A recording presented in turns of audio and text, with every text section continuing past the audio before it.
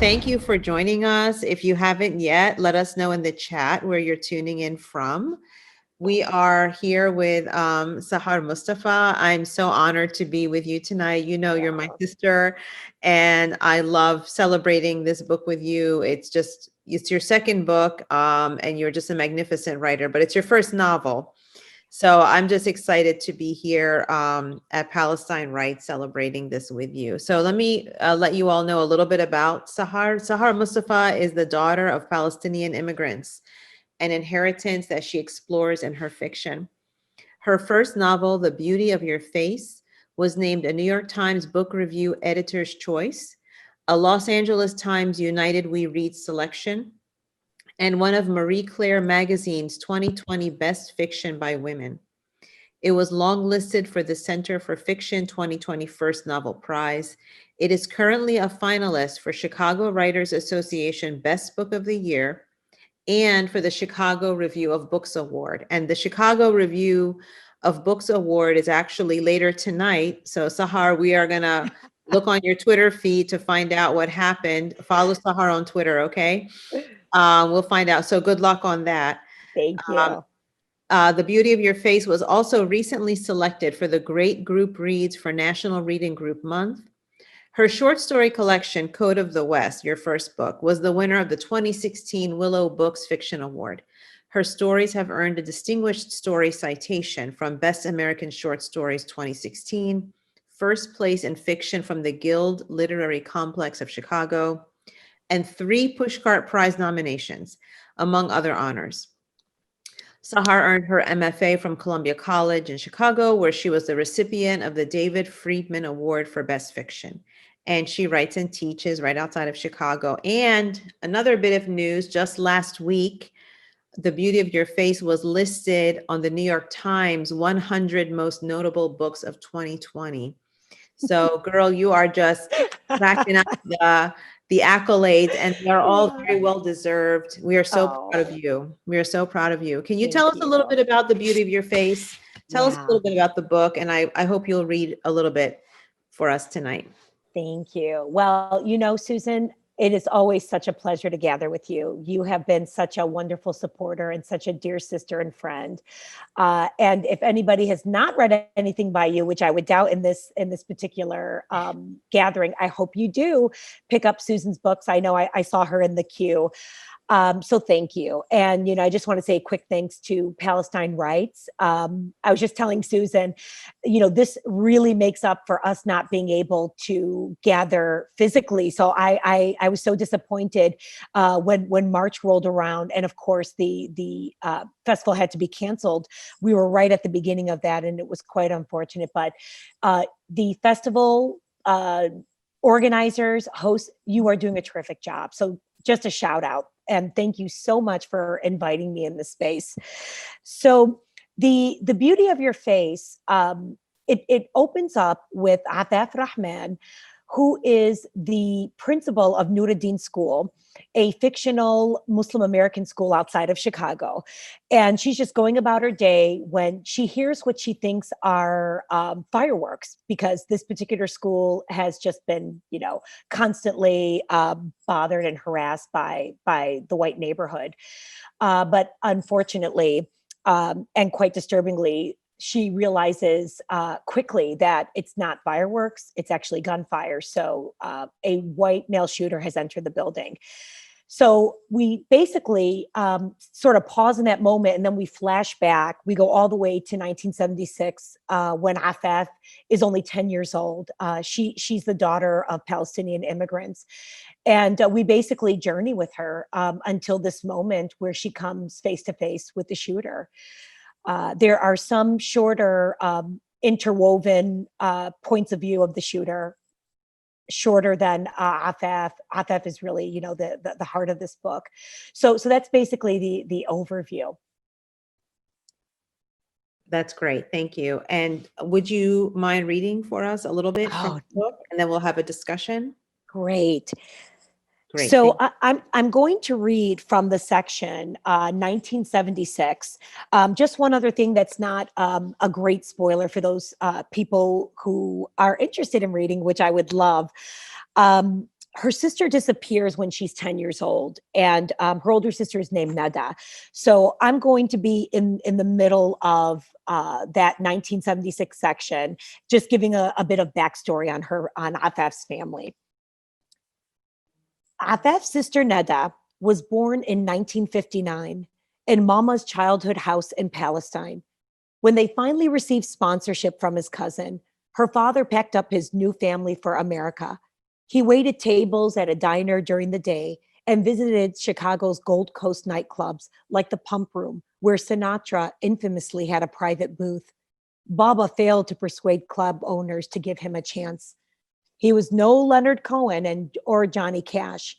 His oud sung melancholic tunes, too exotic or oriental, as they called it. Folks like to dance around here, they told Baba, shaking their heads at his pot-bellied oud. His luck was no better in the South Side blues joints. Some of the managers were fascinated by Baba's instrument, the downturned peg box, the way the notes on the downstroke bounced away when he transitioned to the upstroke. But in the end, you ain't singing in English, you ain't singing here, Baba recalls when Afaf climbs into his lap for stories of his musical life. Baba's parents were forced out of their home in Haifa in 1950. They had 1 hour to pack up all of their belongings while the Jewish settlers kept close guard, pointing their rifles at them.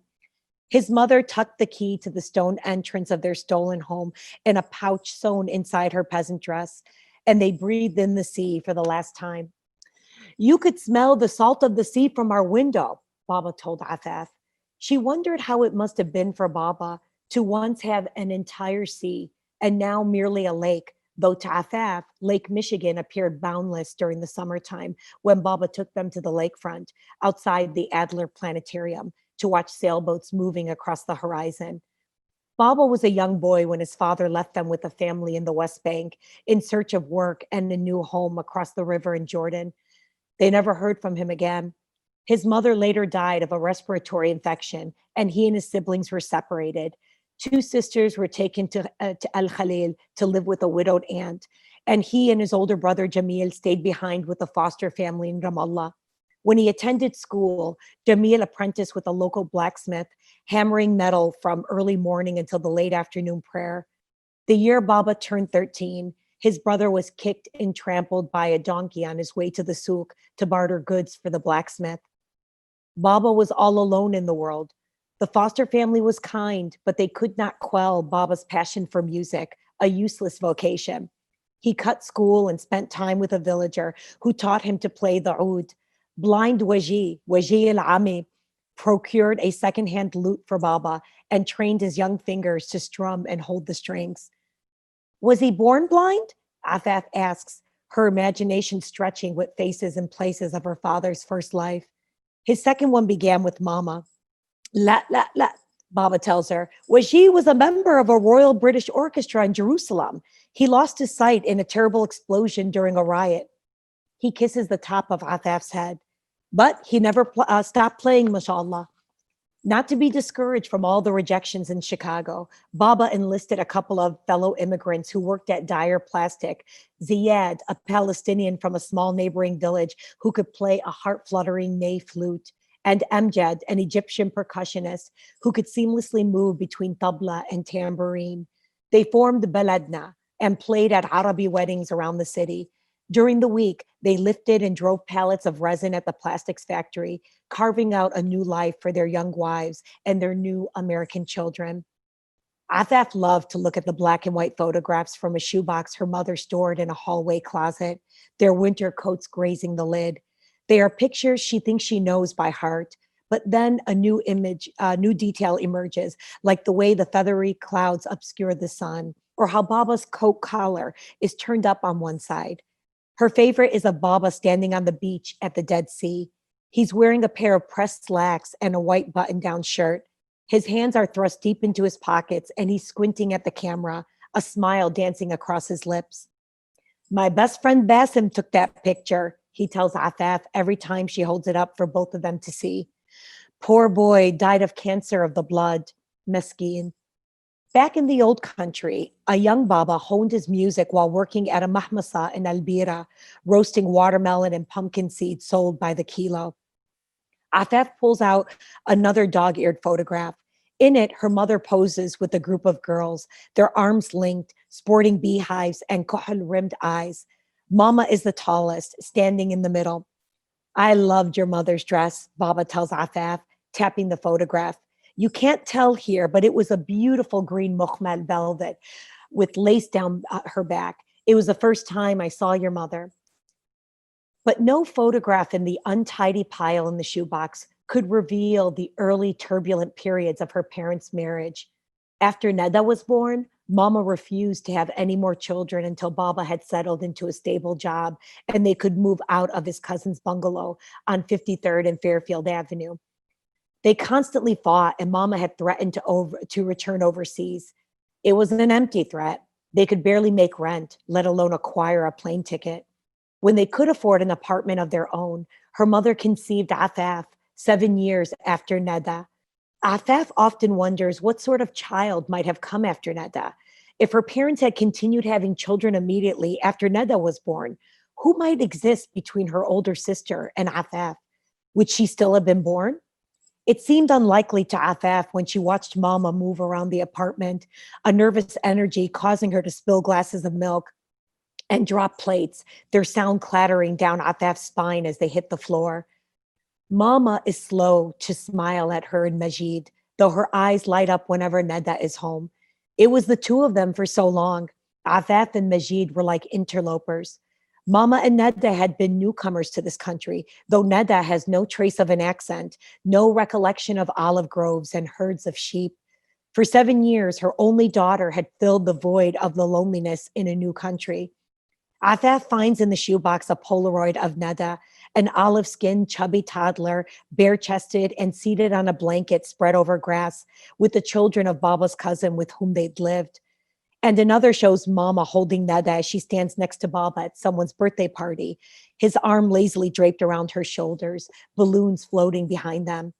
There's something in her mother's face that looks like tentative joy, not a full smile, but her green eyes twinkle with mirth. When Afaf arrived, followed 3 years later by Majid, they were merely more mouths to feed. And I think I'll pause there. Thank you so much for that. That was beautiful. Thank you. Beautiful. What were some of the struggles that you faced when you were like conceiving of this novel? I mean, you know, you're writing about Arab Americans, an Arab American family that has its own kind of internal personal tragedies, right? Was that difficult for you to do? Did you struggle with representing maybe not the dark side, but you know, we're always accused of airing dirty laundry, right? When we write honestly about our communities. Did you struggle with that?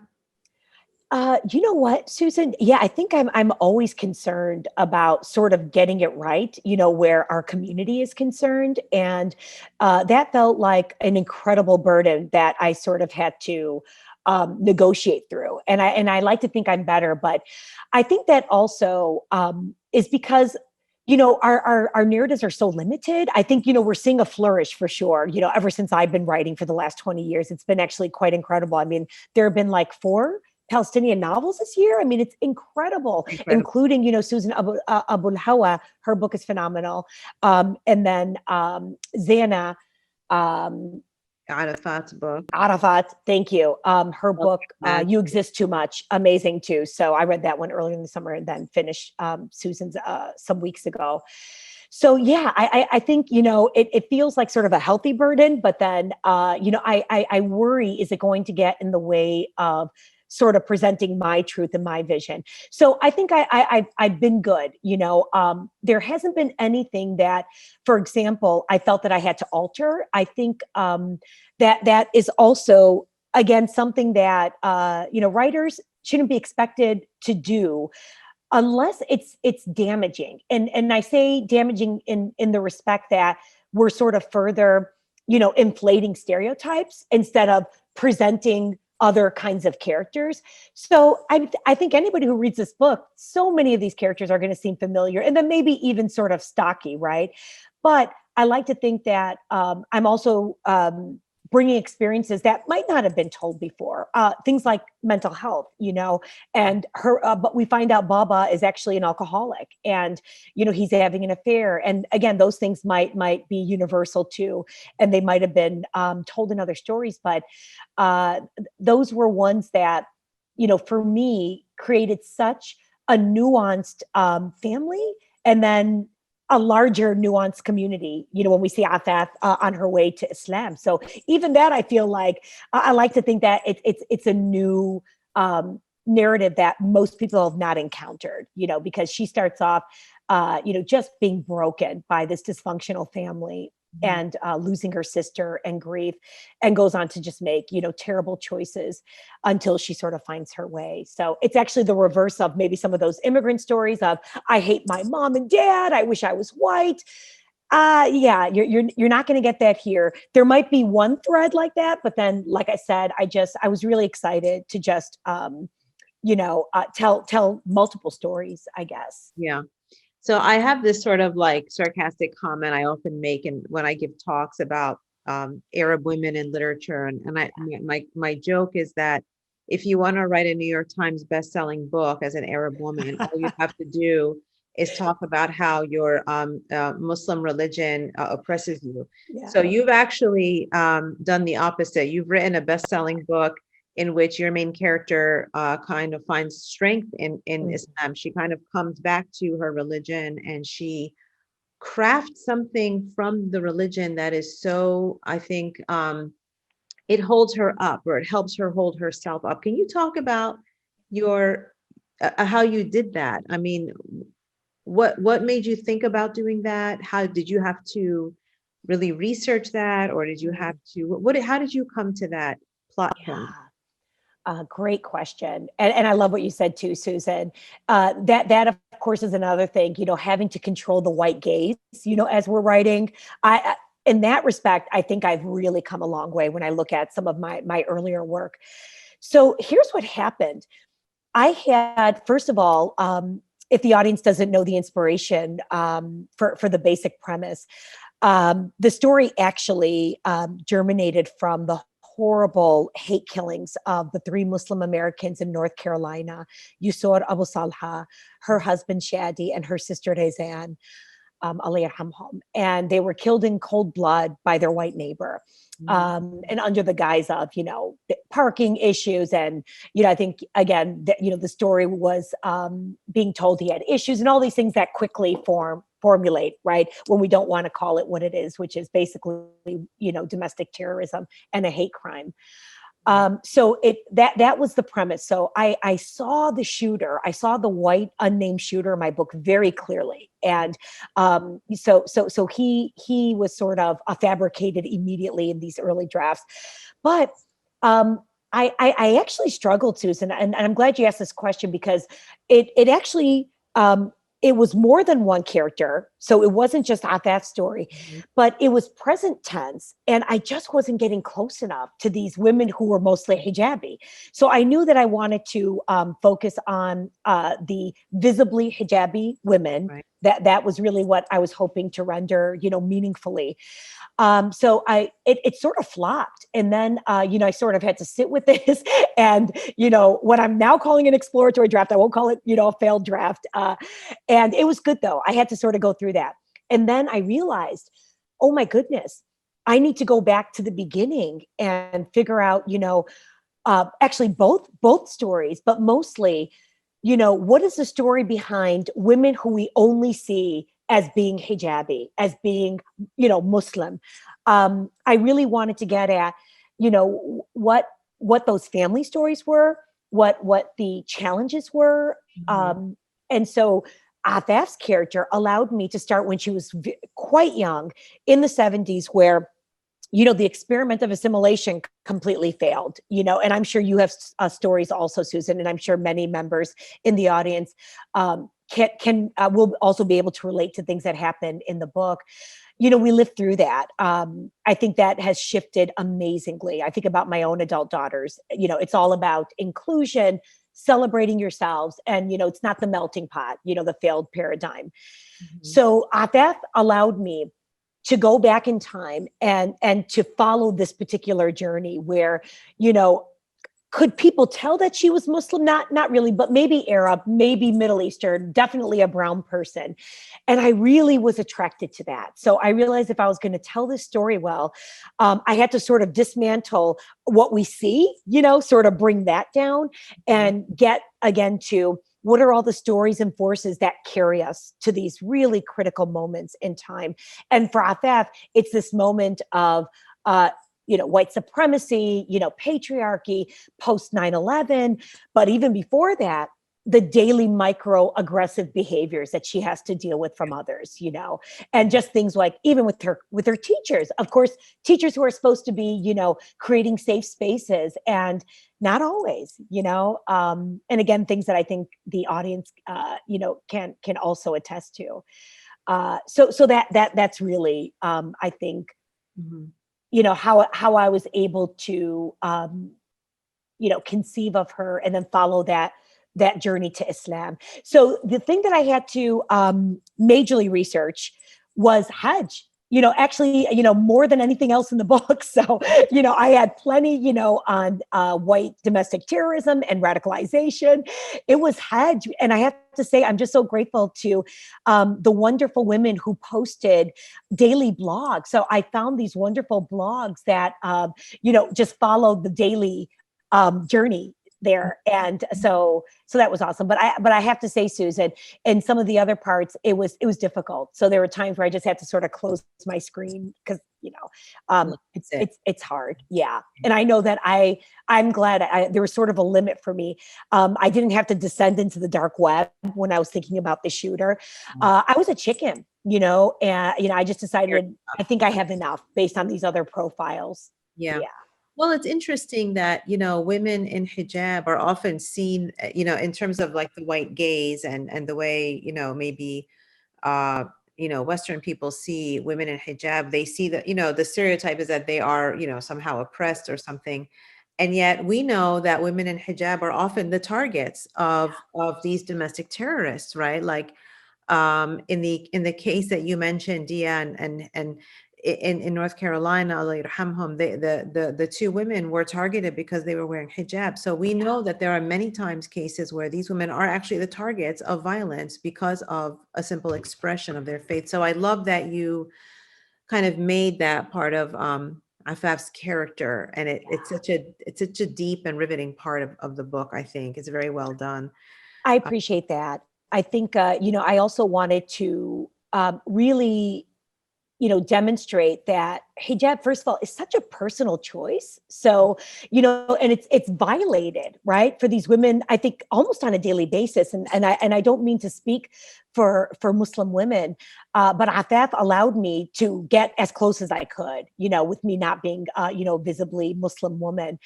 And some people can't even guess that I'm Arab, whatever that means, speaking to stereotypes. So this book allowed me to sort of, accentuate and celebrate that this is a choice. This is a beautiful thing. And that narrative and the conflation of like hijab with oppression and Islam with terrorism. Susan, those are all the old, stories that, like, I'm glad to see are more greatly dismantled, with more writers and more books. Yeah, yeah. Although we still see some best-selling writers who play into that, I think it's really. Yeah. So we have a couple questions for Mm. you from the audience members. So Noor is asking, first Noor says, I want to say that I enjoyed your book so much. Oh, How did thank you you. draw upon your own experience as a Palestinian American while writing the novel, and how much of that made it into your work? I love it. And you know what? I can tell you guys, this is such a safe space for me to share these things. I'm really sensitive, like when I'm asked by white or non-Arab, non-Muslims, because I think there's this other, this problem that we write a story and they want to immediately attach it and make it autobiographical. I know. And it's sort of, and I heard somebody earlier this year call it like, you. Yeah. yeah, it's like trauma porn, so are you sure that, I want to know that these happened to you? I don't know. It'll make me feel better and make me feel sorry for you. I don't know. It's crazy. Yeah, I know. And please, pardon my cynicism, but I've had to sort of, push back against that. So here's what I'll say. Of course, these come from lived experiences, and fiction is great because I get to think about those experiences, and if they're not my own, they're definitely from immediate circles, siblings, cousins, friends, and that continues to expand. But I get to fictionalize them in a way that sort of gives me this freedom to address and tackle issues. So memoir, I don't know that I could write a memoir yet. I think that feels like high stakes, so fiction, just especially with something like this, like a hate shooting, and even just centering Muslim women, it already feels sort of fraught. So I am glad that I have that privilege and freedom to just sort of explore and not always be able to answer questions and solve problems. So let me just share really quickly. Neda, I can say she's sort of an amalgam of all of the real terror-stricken stories. When I was young, I was a child of the late 70s and 80s. I just have vivid memories. One in particular of my sister Hala, my older sister Hala's best friend, showing up on our south side of Chicago doorstep, bawling because her sister had taken off and had run away. So I know that has sort of synced into my psyche, and that is like sort of the assimilation issues and problems that I think I'm trying to address. So yeah, some things, definitely are coming from those lived experiences and growing up as the second generation. I'll say this too. I'm probably more, if folks have read it, I'm more like Majid, the nerd, the one who follows the rules. So he is, Afaf, she's really quite the opposite of me. So it was interesting writing her, and difficult at times, especially when she was a teenager. So that might have taken me a little more time. Yeah. Well, I think assimilation stories are so interesting because, and this is why it's so important to have authentic voices writing these kinds of stories, because there's something that I think other people who are not the children of immigrants don't understand, which is that sometimes, yes, your parents can seem like they're not assimilating, they're super strict, they're driving you mad with their insistence or their the way that they want to shape the future. But you have no doubt that there's a lot of love there, and I think that's what sometimes gets missed. It becomes an easy oppression story.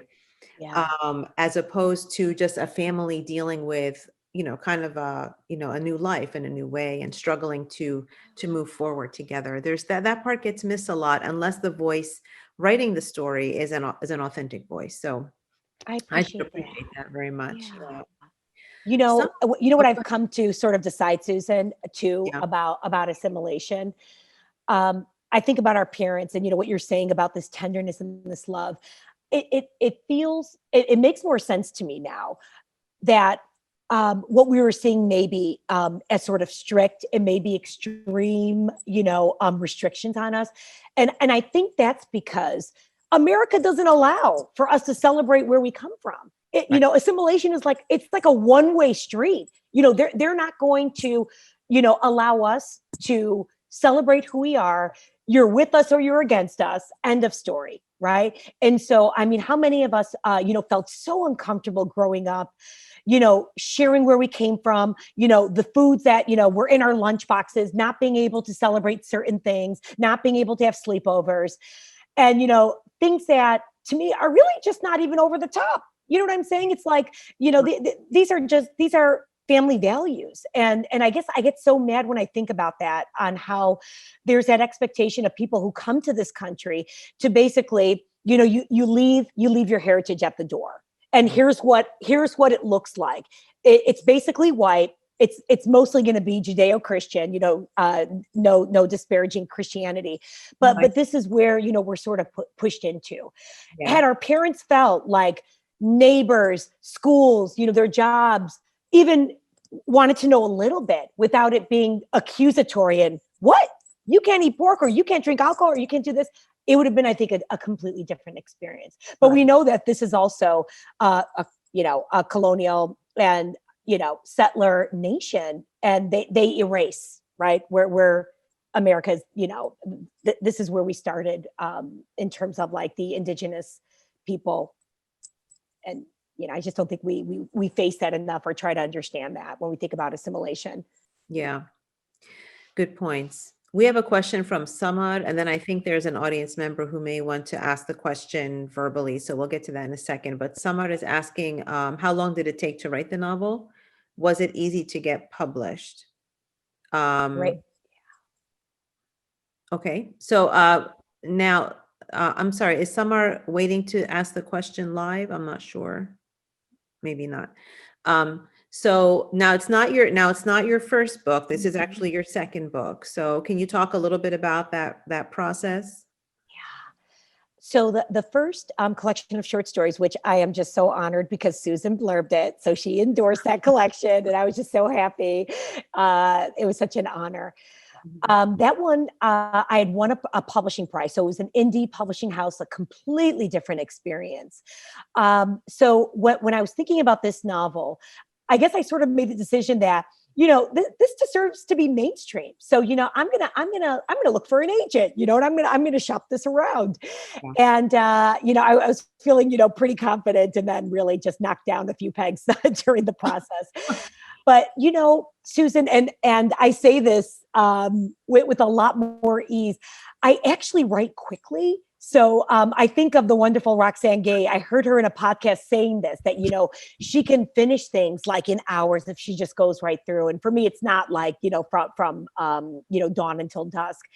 But I'm also, an empty nester. So in this period of my life, I definitely can find the time. And I move quickly. And if it's not, apparent to my behavior, I'm just like, I always operate right here. I'm just like this hyper personality.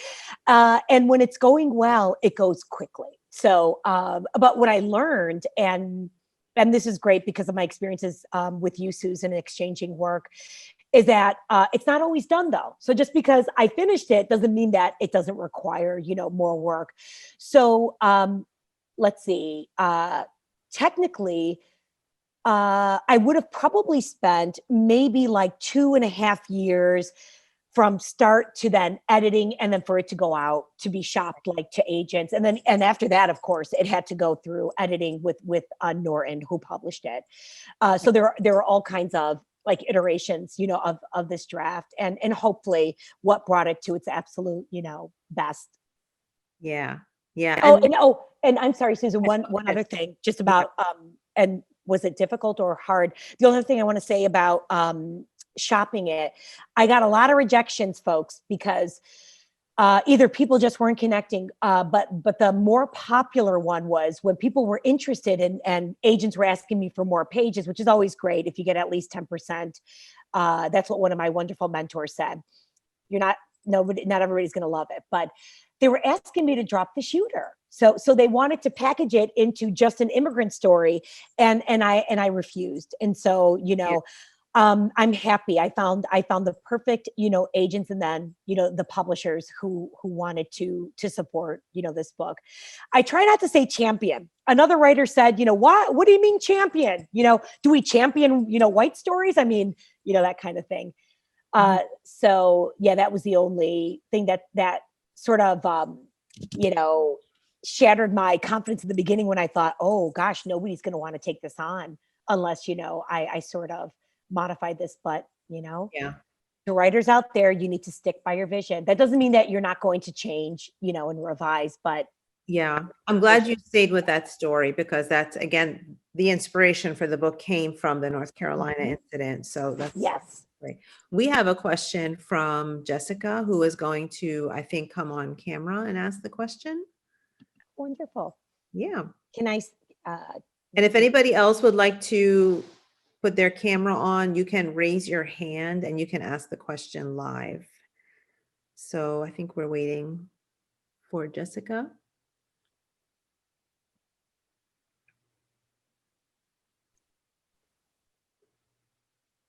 Jessica, just unmute your mic, I think. That's all you need to do. This technology is so wonderful. We can connect to 7 people in 70 countries, yes, but yeah, it's really amazing. So it wasn't a completely shot year, 2020. You know, No, it yeah, seemed like shit, like, but you know, I think we, yeah. yeah, we're like, this conference has to happen, you know, it has to happen. Okay, while we're waiting for Jessica, I have another question that just popped up from Alice Rothschild. What are your thoughts on the new novel, A Woman Is No Man, Ataf Room's novel? I'm not sure if you've read it. She's saying it seemed to feed into stereotypes without any nuance. I don't know if I agree with that. Did you read the book? I did. Yeah. By the way, is Alice associated with the Jewish Voices of Peace? I'm just curious. I know I follow, I think she must be. Yes. Okay. She says Yeah. she is. Yeah. Oh, yay. Okay. Well, thank you. TikTok. I really appreciate your work. Yeah. So I follow you. You know what? I did read it. And here's what I'll say about that. I think because we are so limited, Alice and Susan, you might have another opinion on this.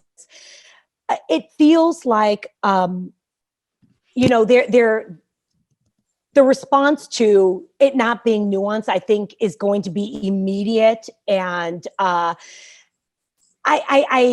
don't want to, you know, speak against that book, because as a writer, I think Death had a vision for sure. And I think some of it also came from her own life, if I'm not mistaken, you know, reading reviews and things like that.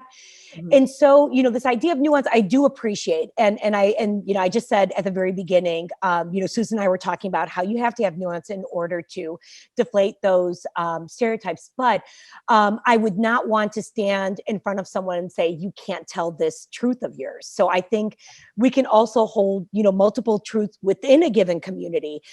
This happened to be the story I wanted to tell. You know, that was the story that she wanted to tell. And then Susan tells all kinds of wonderful and beautiful stories. But again, because it feels like such a narrow lens is on us, you know, that I can see why the question was asked. But you know, I think she's a beautiful writer, and I'm glad that her book is in the world. And I know I have very close friends who were also quite touched and saw just a really, you know, sharp mirror, you know, in that book. But, you know, I think what Alice is also pointing to is, but of course, the greater, you know, society. But here's what I would say, you know, greater society, read more books. Don't let At be the last book. How about that? You know, and, you know, forgive me for being, you know, just sort of vehement. But that's where we are, you know, and I hope that people don't stop at my book. I mean, we need to continue to read as widely as we've read from other communities. Yeah, it's like Virginia Woolf's idea of the angel in the house, you know, like there's this like little woman on your shoulder kind of telling you, well, what will people think if you write that story? But if it's a true story, if it's something that you know exists, why not give voice to it? I think about Alice Walker and The Color Purple and how big that book was. And even if you remember Catherine Harrison's memoir, The Kiss, about Oh my gosh, I thought I was like the only one in the world who read that, Susan. oh, that was Yes. a great book. Great book. Oh my Yeah. goodness. But so it's for the audience, it's, if you haven't read it, it's a book about a woman who, you know, she's estranged from her father her whole life. When they meet again as an adult, they actually end up having an a sexual affair. And it's such a taboo subject, you know, but I don't think anyone really questioned her right, you know, to tell it. There's just a wider range of, you know, possibilities when you're, I think, a white writer maybe. And I think that we need to allow those borders to stretch our writers as well. So yeah, it's an interesting question, I think, and it opens up a lot of, I think, important topics. So and we said, you know, fiction is a place to explore. So maybe, you know, for at that she's like me, it's so nice to have that buffer too. Yeah, yeah, I agree. We have another question. Can you please talk about how you planned your plot and character for this book? How much did you have before starting writing? How did that evolve or change over the process? That's interesting. We talked a little bit about how you developed Afaf as a character. Mm-hmm. Um, uh, but how did she change as you began to develop her and write the book? Yeah. So, I've always considered myself a short story writer. Taking on this book was actually a really smooth transition, I'm glad to say, because it's episodic. And, I went basically by decades, which is really great. So I was able to, create these chapters that still felt very much like a short story. Stakes are raised. And then there's some kind of conclusion, but that still, I hope, seamlessly transitioned into the next decade, and then in between the shooters chapters. Right. So I said earlier, I was writing actually the shooter first, and then Afaf came after full draft was done, and that draft sort of flopped. So as soon as I saw Afaf, it was actually quite a remarkable, how easy it was to picture as a child. Teenagers were difficult, but then after, there were difficult moments in each chapter. But Susan, it was it was really smooth. I'm glad to say, and it feels good to have this experience, because now I'm working on something else, and it's taught me a lot, about being seamless in transitions, and making sure that your characters are evolving in meaningful and nuanced ways, Yeah. and some of the basic things like, if you've got a cat, don't forget to feed that cat when you do that in chapter 1. Otherwise, might be dead by chapter. Right. I have big sheets of paper and I kind of connect them to the subway line. I love that. Subway line. Yeah. So you forget, right? Yeah. So I start with journals first. I do a lot of sketching and outlining, and then I start to write. Yeah. Okay, great.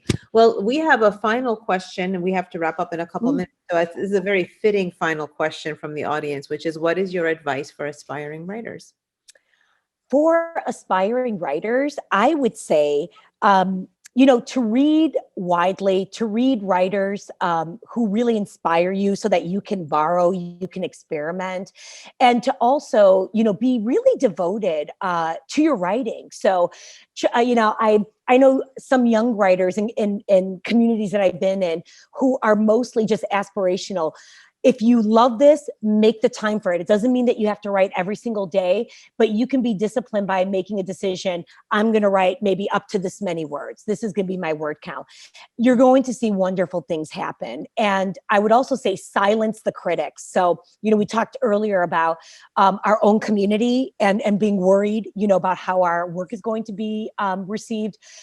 Try to mute that and get through your drafts, and you can see what ends up being meaningful and authentic, and what you might be writing to, and then sort of dealing with that and grappling with that too. Yeah. So write and read. Yeah. Yeah. So what is your word count a day? What do you aim for? If you tell me, I'll tell you mine.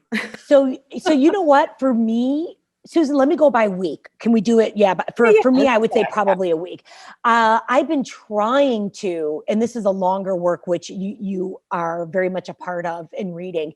I try really for like 1,000 words, because I'm a full-time teacher. So that's like the school year. Right. I tend to do more, over the summertime and during breaks. So it feels good to say 1,000 to 1,500 words, because it's real bits in the morning that I get to write. And that's my number is 1,500 words. Yay, I try to do good. 1,500 words a day, because between work and kids, and then if I meet 1,500 words, I feel good. If I go over, I feel even better.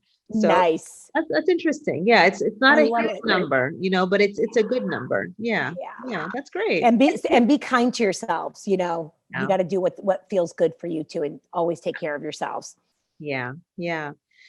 What a pleasure to talk to you this evening. Thank you for being here. And we are going to be cheering for you tonight at the Chicago Review of Books Award ceremony. We wish you the best. We are thrilled that you are a nominee for that.